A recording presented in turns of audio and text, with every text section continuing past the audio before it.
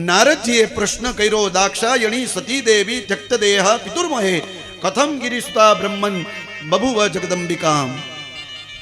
એ દક્ષ પ્રજાપતિની પુત્રી સતી દેવીએ પિતાના યજ્ઞમાં દેહનો ત્યાગ કર્યો અને એ જ દીકરી હિમાલયના પુત્રી કેમ થયા હતા એ તમે જણાવો.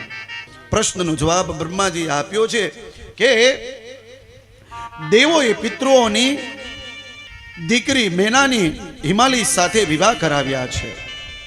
પિતૃઓ સાથે દક્ષની દીકરી સ્વધાને પરણાવી. સ્વધાને ત્યાં 3 દીકરી, જોના, ધન્યા અને કલાવતી. સનત કુમારોના શ્રાપને લીધે સનત કુમારોનું અપમાન કર્યું આ 3 દીકરીઓએ, એટલે સનત કુમારોએ એને શ્રાપ દીધો છે કે તમે મનુષ્યની પત્નીઓ થાશો. અને ત્યારે હિમાલયના ઘરે હિમાલય અને મેનાના વિવાહ થયા. એને ત્યાં દીકરી સ્વરૂપે માં પાર્વતી આવે છે. જનક રાજાને ઘરે ત્યાં ધન્યાને ત્યાં સીતાજી પધાર્યા છે અને વૃષભાનુના ઘરે કલાવતી સ્વરૂપે રાધાજી પધાર્યા છે. આ રીતે સનત કુમારોએ જે શ્રાપ દીધો તો એ પૃથ્વી ઉપર અવતરિત થયા છે. દેવતાઓ ભેગા થઈને જગદંબાને પ્રાર્થના કરે છે કે હે માં જગત જનની મંગલ કન્ની, બ્રહ્માંડ ભાંડો ધરી આપ પધારો, અવતાર ધારણ કરો. અને ત્યારે હિમાલય અને મેનાને ત્યાં દીકરી સ્વરૂપે માં જગદંબા પાર્વતી સ્વરૂપે પ્રગટ થાય છે અને સૌએ માં પાર્વતીનો જય જયકાર કર્યો છે. બોલીએ શ્રી પાર્વતી મૈયા કી જય. ચૈત્ર મહિનામાં નોમની તિથિએ મૃગશીર્ષ નક્ષત્રમાં માં પાર્વતી પ્રગટ થયા. દેવતાઓએ પ્રાર્થના કરી છે. ધીરે ધીરે ધીરે ધીરે ધીરે સમય જવા લાગ્યો. માં પાર્વતીએ ભગવાન શિવ સાથે વિવાહ કરવા માટે તપ કર્યું છે. ભગવાન શિવે માં પાર્વતીની પરીક્ષા પણ લીધી છે. એમાં માં પાર્વતી પાસ થયા છે.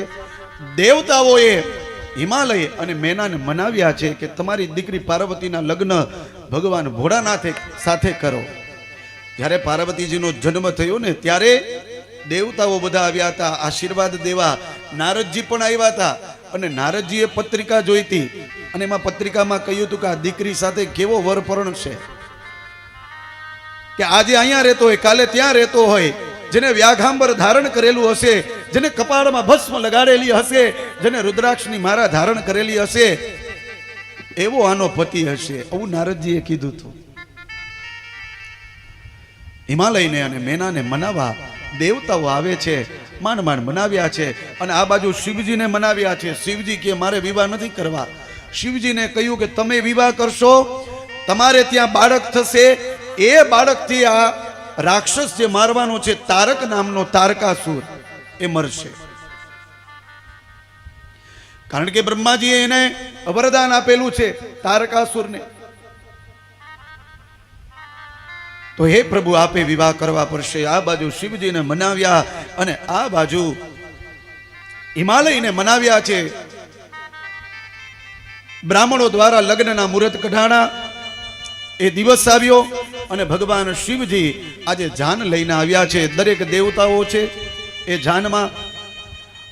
શિવ પુરાણમાં તો ત્યાં સુધી કહ્યું છે કે ભગવાન શિવજીની જાન કંઈક અલૌકિક ત્રિલૌકિક નીકળી છે, અદ્ભુત જાન નીકળી છે.